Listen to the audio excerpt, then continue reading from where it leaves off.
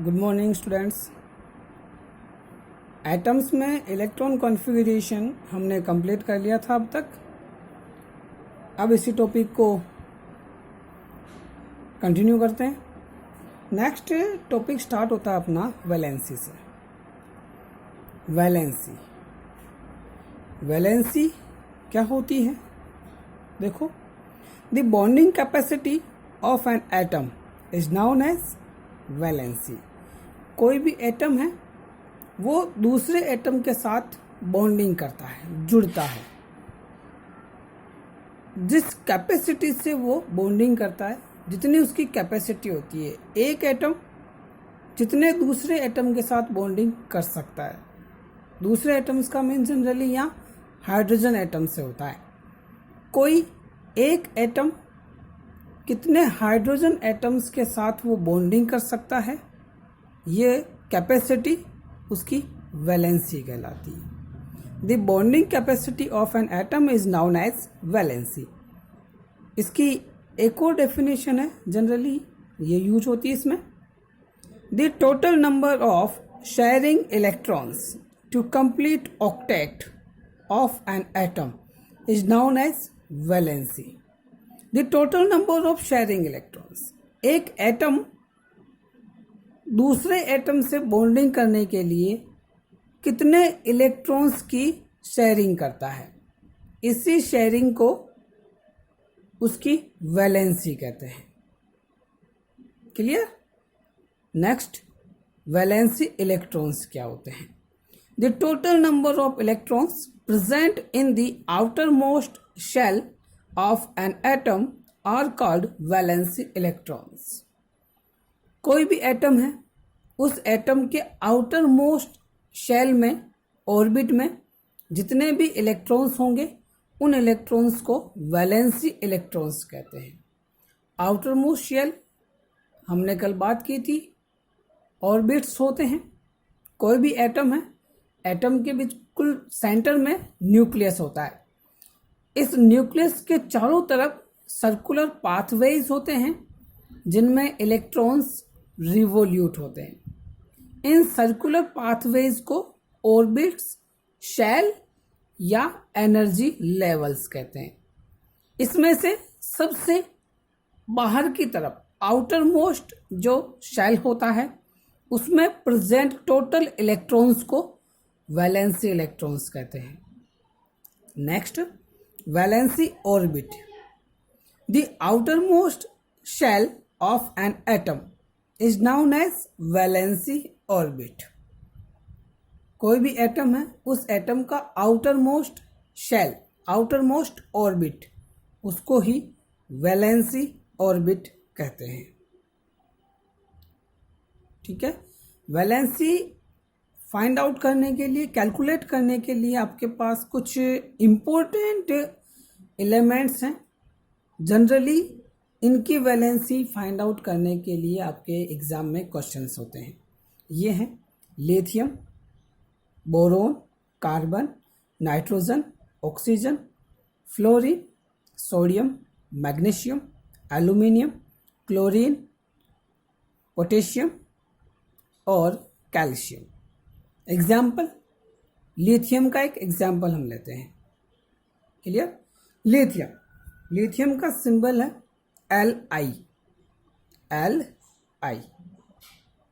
First letter small, capital होता है first letter, उसके बाद स्मॉल लेटर यूज होते हैं इनमें। लैटिन नेम होते हैं ये इनके। एटॉमिक नंबर्स, एटॉमिक नंबर हमने 1 to 20 एटॉमिक नंबर के एटम्स को लर्न किया था। ये वही एटॉमिक नंबर है। लिथियम थर्ड नंबर पे आता है, इसलिए इसका एटॉमिक नंबर 3। जितना किसी एटम का एटॉमिक नंबर होता है, उतने ही उसमें नंबर ऑफ प्रोटॉन्स होते हैं, इसलिए इसके total number of protons also 3। किसी एटम में जितने प्रोटॉन्स होते हैं, सेम एज उसमें इलेक्ट्रॉन्स भी होते हैं, इसलिए इसमें टोटल नंबर ऑफ इलेक्ट्रॉन्स भी 3 हो गए। अब इसका इलेक्ट्रॉन डिस्ट्रीब्यूशन करते हैं। इलेक्ट्रॉन कॉन्फ़िगरेशन है, इलेक्ट्रॉन डिस्ट्रीब्यूशन या इलेक्ट्रॉन कॉन्फ़िगरेशन।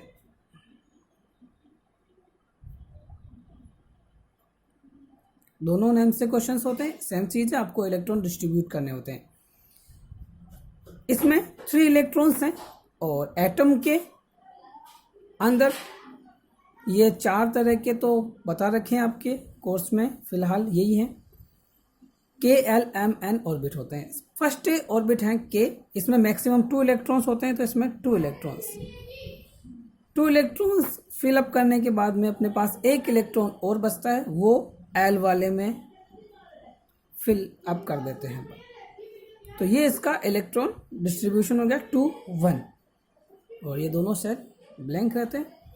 और ये लिथियम एटम को ड्रॉ किया है, बीच में न्यूक्लियस है, न्यूक्लियस के अंदर प्रोटॉन्स और न्यूट्रॉन्स होते हैं। तो प्रोटॉन्स तो कितने हो गए, 3 प्रोटॉन्स। बाहर की तरफ के ऑर्बिट है, के में 2 इलेक्ट्रॉन्स हैं, आपको यहाँ 2 इलेक्ट्रॉन्स शो करने हैं।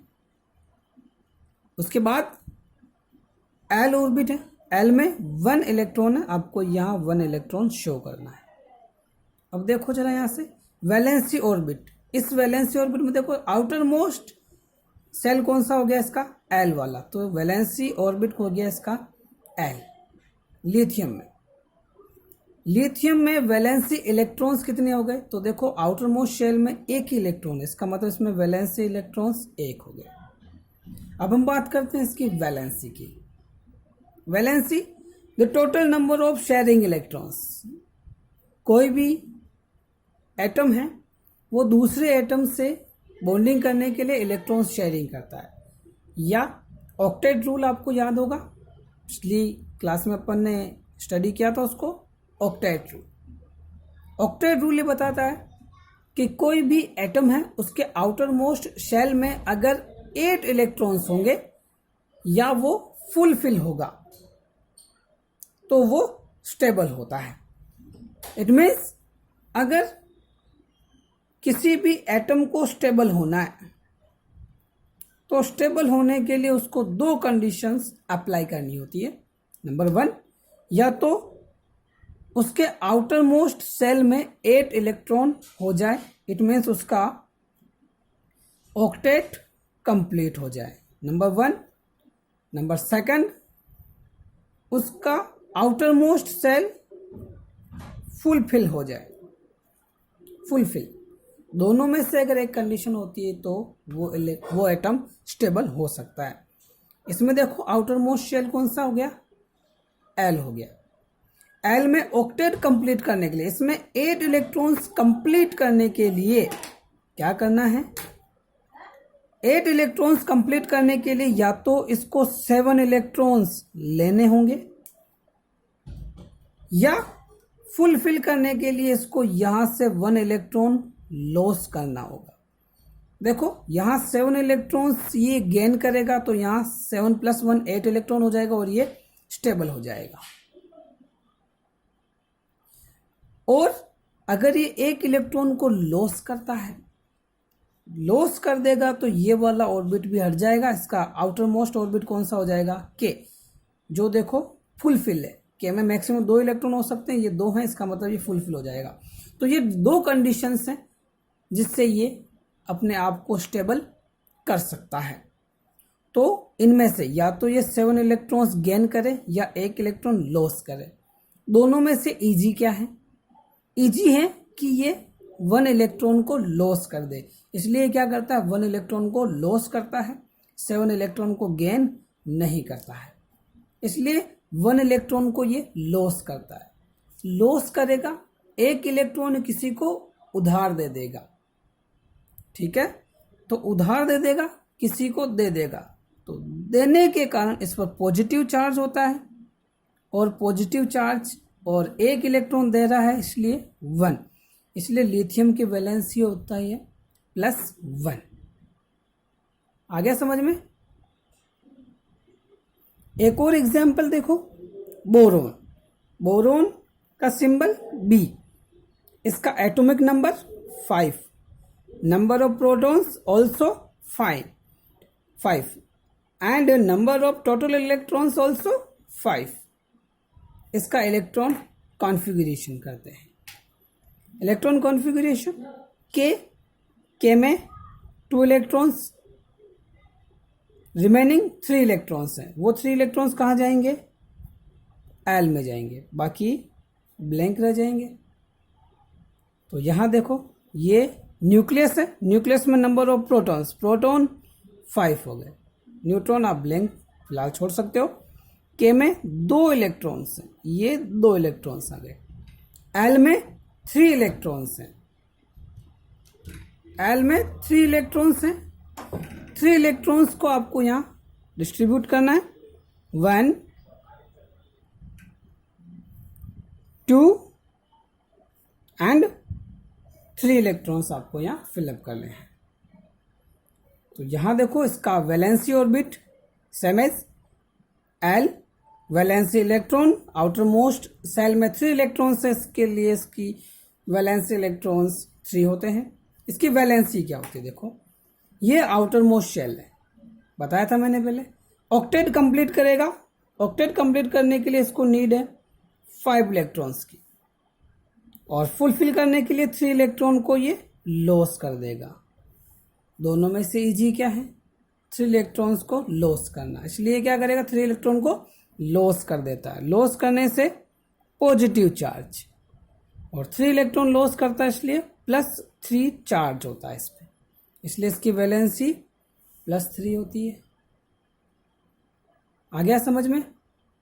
एक और एग्जाम्पल देखो, sodium, sodium symbol Na, atomic number 11, number of protons also 11, number of electrons also 11, electron configuration, electron distribution करते हैं इसका के में मैक्सिमम 2 इलेक्ट्रॉन्स, यहाँ 2 इलेक्ट्रॉन्स, 2 इलेक्ट्रॉन्स हमने यहाँ फिलअप कर दें। रिमेनिंग इलेक्ट्रॉन्स 9 है, 9 में से एल में मैक्सिमम 8 इलेक्ट्रॉन्स होते हैं, 8 इलेक्ट्रॉन्स मैक्सिमम होते हैं।